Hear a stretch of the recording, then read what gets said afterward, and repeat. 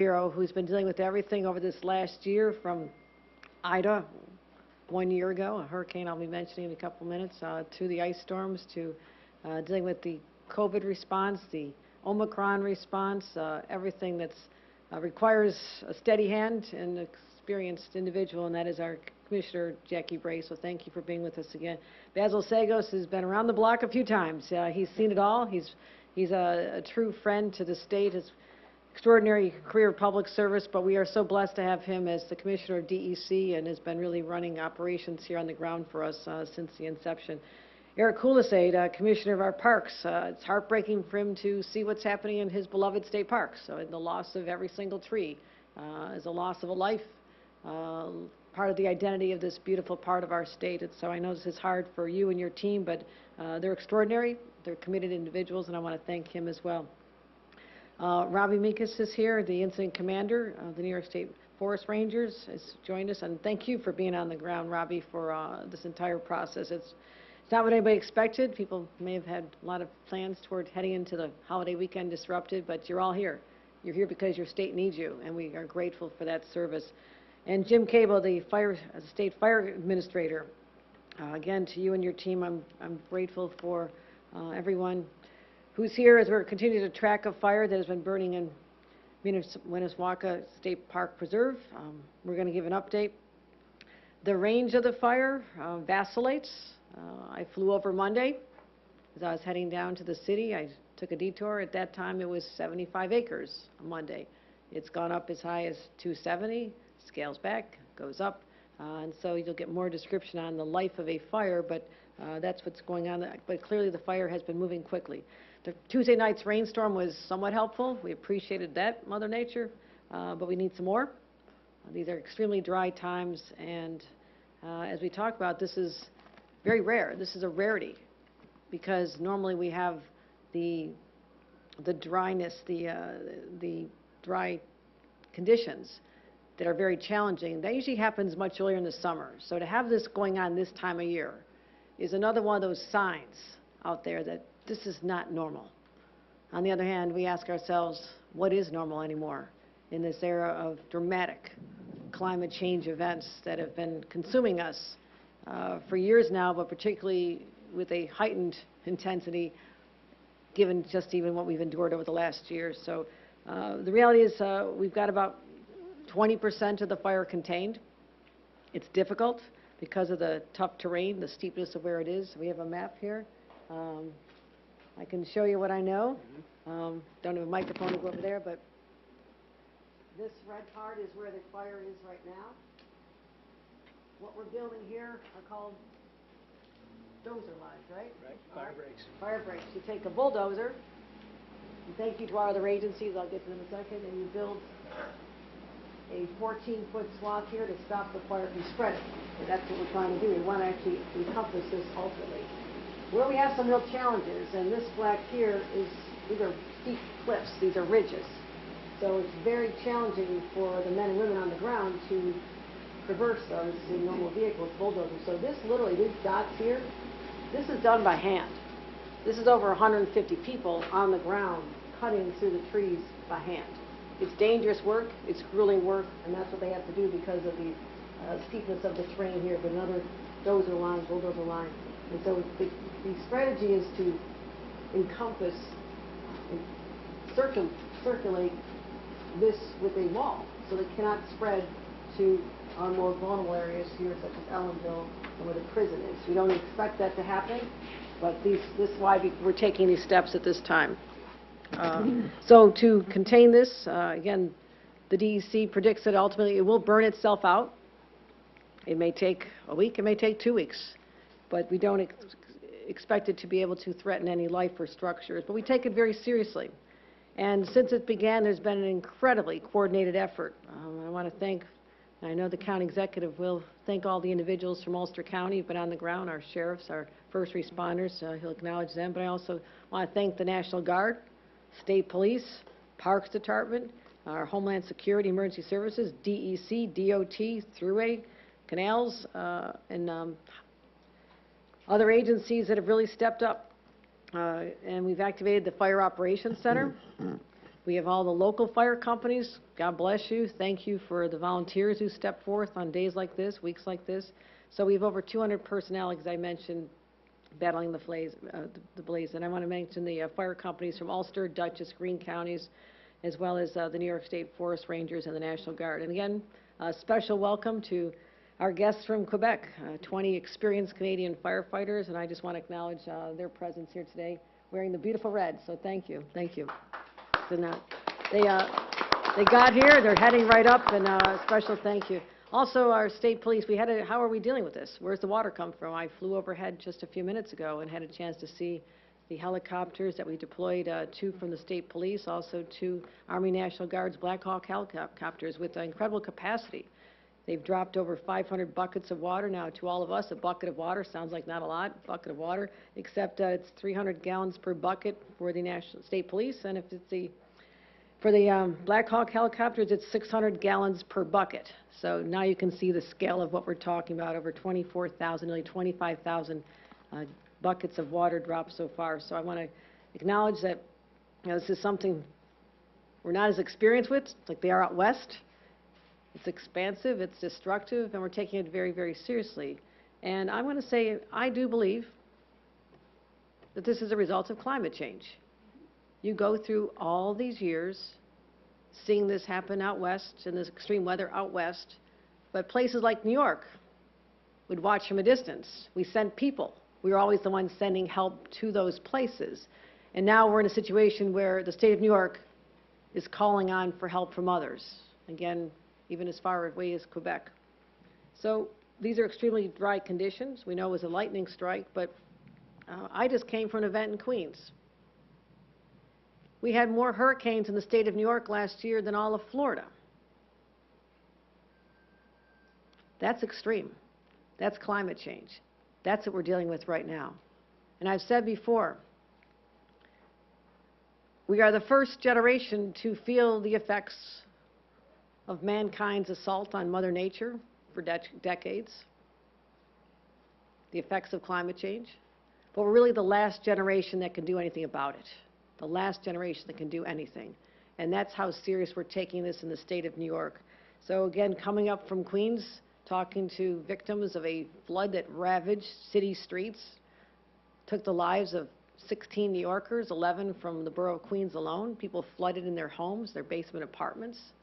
We honored today the lives of those individuals. We also honored those who stepped up, the ordinary New Yorkers who were there doing everything they can to save lives, break through windows, pull someone out of floodwaters in their basement apartment where the water got up to the ceiling. So whether it's hurricanes, floods, blizzards, it wasn't that long ago. We had 7 feet of snow over 3 days in Buffalo. I had to deal with that. And of course, today it's wildfires. So the point is we have to be ready. We have to expect the unexpected, because the unexpected has now become the norm. That is our reality.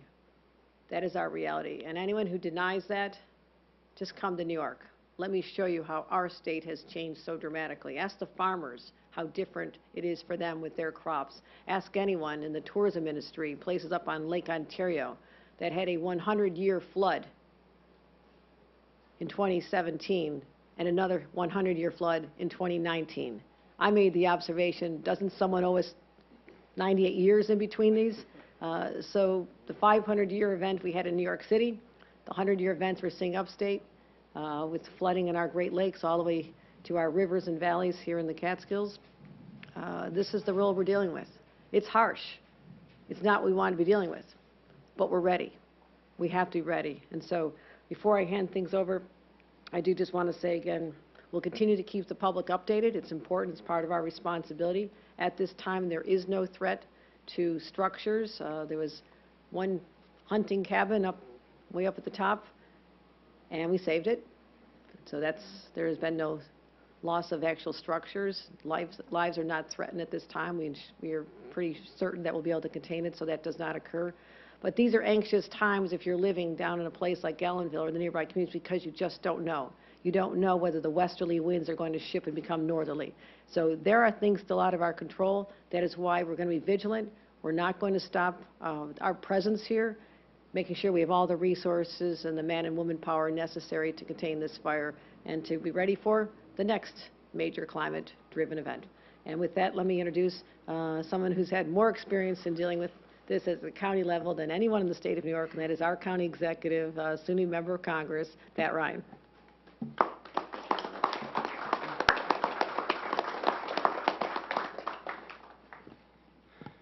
Thank you very much, Governor. As the Governor said, she has been here through now ice storms, tornadoes, wildfires, and that's all been in basically a one-year time period here in Ulster County. And I grew up hiking and running an awful lot of miles in Minnewaska State Park as a scrawny cross-country runner from Kingston High School. And so this park really means a lot to me, and it means a lot to a lot of people in this community who have spent so many hours of their lives and brought their kids and brought their parents and their families. And not only is it scary to see a significant wildfire on the scale of what we usually see on TV in other parts of our state or other parts of the world, but it's really sad. It's really sad that we have to marshal this kind of response. But I want to focus on the positive. I agree with the Governor that we have to be ready for more. We are ready for more, and I will be very brief. The main message from me is thank you. You know, looking around this room at the men and women who are covered in soot and dirt and sweat and probably some blood, we just want to really thank you for everything that you've done, coming from 5 different counties and neighboring counties, coming from dozens of other surrounding fire companies throughout Ulster County. If you drove in Berm Road, you saw all these different fire companies camped out, coming to aid, coming together, coming to support each other and have each other's back. So I just want to thank everybody that's been a part of that. I want to thank, there's still almost 200 people right now on extremely steep slopes that are very dangerous just to even be on. Forget about the fact that there's wildfires blazing, and that have been at this now for multiple days in extremely hot and extremely dangerous conditions. So on behalf of the 180,000 residents of our county, just thank you for having our backs. Thank you for supporting us through another storm. I just want to close with a cool moment that I've observed, a powerful moment that I've observed, not just from the immediate firefighters and first responders and National Guardsmen and women and our friends from Canada, which is awesome and appreciated to have you all here, but there has been a sea of goodwill and support and love and community coming to this site from Ellenville, from the county, from the state, to the point that there are, I was just told earlier, there are so many bottles of water and meals and snacks and letters that have been delivered that they literally had to say, okay, we're good. We actually don't need any more meals. But every single day, the Ladies Auxiliary from Napanock and other fire departments here have been preparing 500 meals every single day, bottles of water, and most importantly, just that morale and that positivity that they're bringing as people come down exhausted. So I'm really sad and concerned that we have had so many really horrific natural disasters in the last year here in our county, but I'm even more proud of how we've responded, how we've come together, how we've supported each other. And again, the Governor and herself personally, and the state and all of these incredible resources have been there for us every single time. I don't know what it's like in other states, but I can't imagine it's this good. So we're very fortunate to have all of your support, and again, just thank everyone. I'm going to introduce another great leader, a fellow veteran who's been on the ground from the very beginning, ably running our DEC, but also bringing to bear the great firefighting experts of his agency. So it's my honor to introduce Commissioner Basil Sagos, and thank you for the hat as well, Commissioner. I got some DEC swag that I'm pretty excited about, so thank you for being here. Thank you. Thank you, sir. Thank you so much, and really to Governor Hochul, amazing to see you always on the front lines, but you and your team and Jackie and everybody up here with us, You provided every single resource we needed from the get-go on this, and frankly, we'd be dealing with a much different situation right now had we not deployed the resources that you did right off the bat. So we're thrilled to be able to talk about some progress that we've made and some of the bodies that we have out now in the field and the work that's been done thus far. Again, as the governor mentioned, I won't go through all of the stats on here, but this fire has fluctuated in size. It was 75 acres as the governor first saw, then it grew to 270, and now 160 or so, and maybe climbing back up because of this weather. And that's really what we can expect from this fire over the course of the next few days. We have an extraordinary team in the field who's helping to lead some of this. Ranger Director John Solon, Robbie Meekus, the incident commander. She took me up today. I got a little dirty, which is great. Get out of the office, get dirty, and seeing some of that firsthand, as well as Lieutenant Kevin Slade from our Rangers. These folks, as Governor mentioned, we're usually sending them out west this time of year, right, to fight these million-acre fires. And we can do that because there are usually no fires here in New York. This is an extraordinarily dry year. You've all felt the heat. You see the arid climate now that we're in, and that has really given rise to these conditions that are frankly dangerous. This mountainside, Minnewaska State Park, in the high ground behind us, is actually a fire-prone environment by its evolution. Fires actually can help to spread the vegetation over time by allowing these trees to grow. It's a different situation, though, when you have villages in the valleys. And that's how New York has come to view our experience out west and how to handle fires out west and how to apply it here where you have actual communities. And so this fire over the course of the last few days has increased in size. The 2 inches of rain that we got, luckily, was about 3 times the amount that we expected. That gave us some time to catch up, cut these wide lines with bulldozers and by hand. And that's enabled our teams to get some space around the flames and around the fire. You see now that the flames are not visible from the road. Later today, we expect that to be the case as the sun then creates a more direct line on the valley and that floor heats back up. As I walked through this morning with Robbie, the ground is smoking in many places. It's black. There are many trees that have been lost. And our people are right now right behind us cutting these lines in order to protect the valley from any potential expansion. So the weather conditions are not favorable. Unfortunately, we're seeing the likelihood of continued dry conditions, low humidity over the next few days. That's really, and the wind, of course, that's what makes this a potentially dangerous situation. And that's really why the governor has brought us all here to make sure that we're hitting this as quickly and as hard as possible to keep this from becoming something very, very significant. But we don't do it alone. The governor mentioned the resources that we have here, and it's incredible to watch these men and women in the field doing their incredible work, whether it's county executives, men and women, whether it's state parks, state police with the 2 Hueys that they have up there doing drops. Had a chance to see some of those drops very up close today. And it is something else to behold when you have a spotter, ranger spotter, and two pilots up there dropping the water on the flames and keeping it all under control.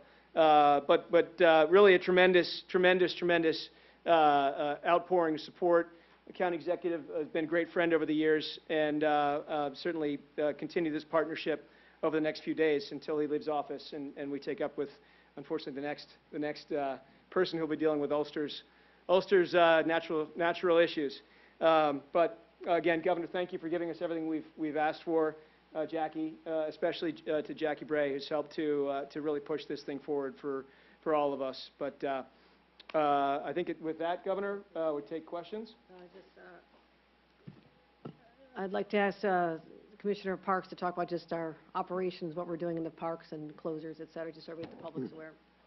Thank you, Governor. And I think as parks, that is our landscape, obviously, actually landscape we share with DEC. There's a DEC person up there. We're grateful to everyone who's coming to help our park and help fight the fire in this park and contain it. I think I will just say that just so people should know that the park, I hate to say this as Parks Commissioner, but this upcoming weekend the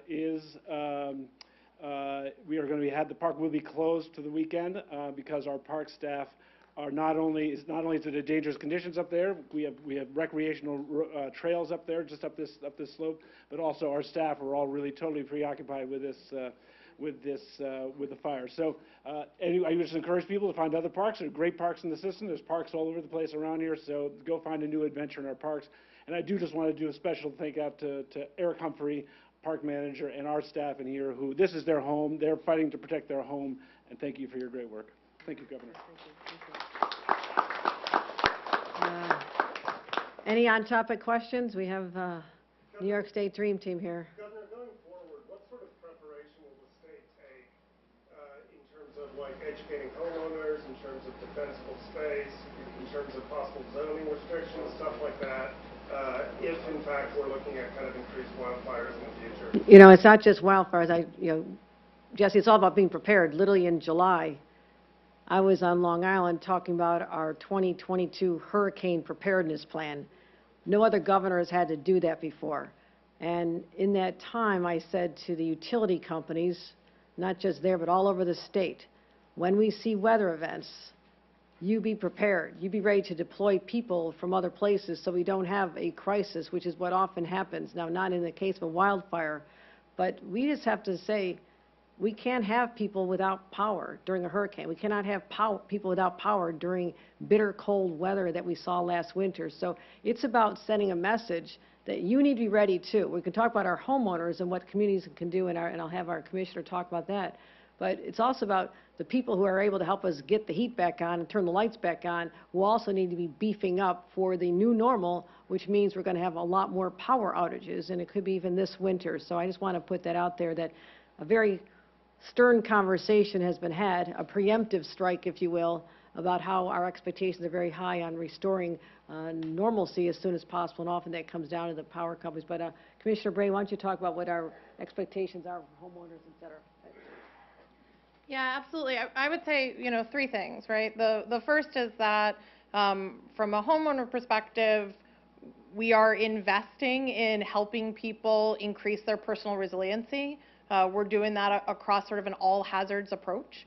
But I would also say, right, as the governor said, it's not just an individual. We can't expect homeowners to do it alone. So our critical infrastructure partners have made huge investments in the resiliency of our water, our sewer, our transportation, our roads, our electric and energy grids, and then our governments have to be working together constantly. I think that in Ulster County, we've had this tremendous relationship with the county, from the county to the townships to the states, and when in doubt, we'll call on our federal partners to come in and help. We don't expect to have to do that here, and I wouldn't expect to have to do that with wildfires for at least a long time in New York, but there are federal programs that we can bring in when we start to see significant damage pile up.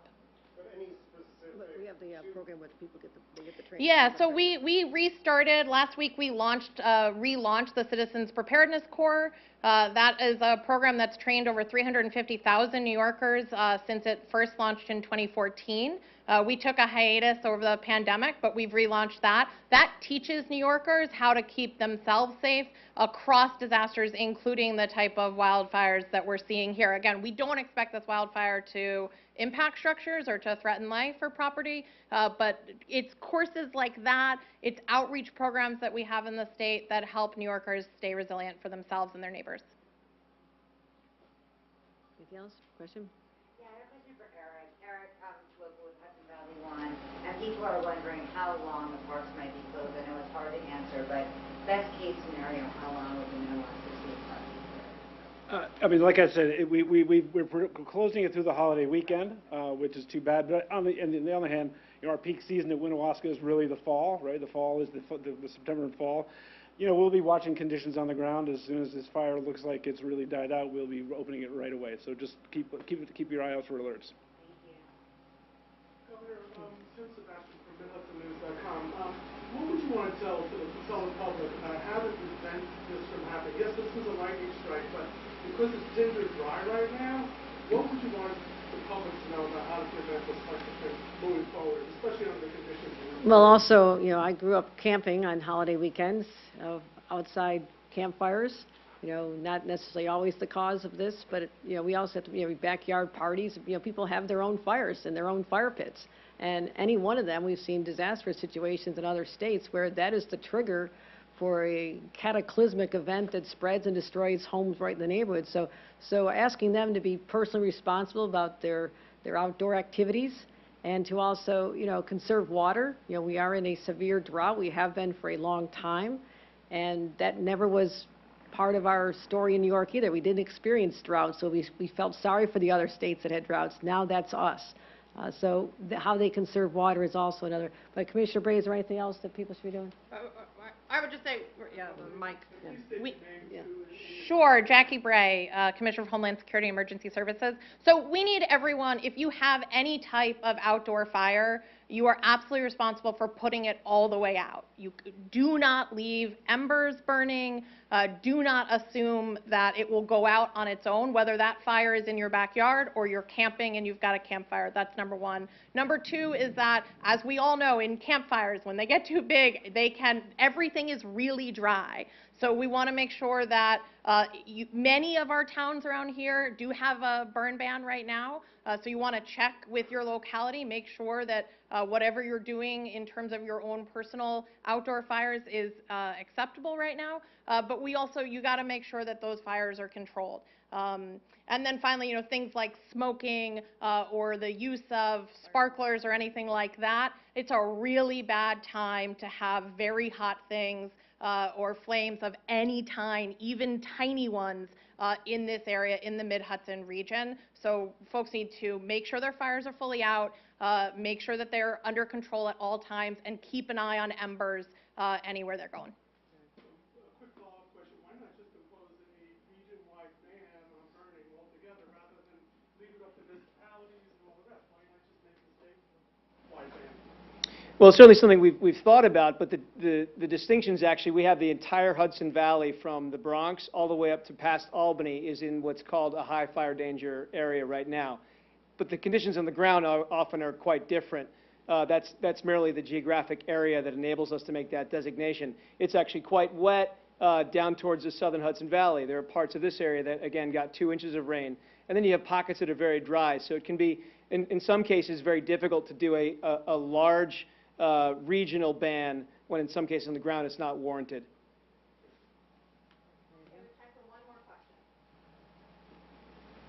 All right. Well, let's get back to work. Thank you, everybody. Appreciate you coming out.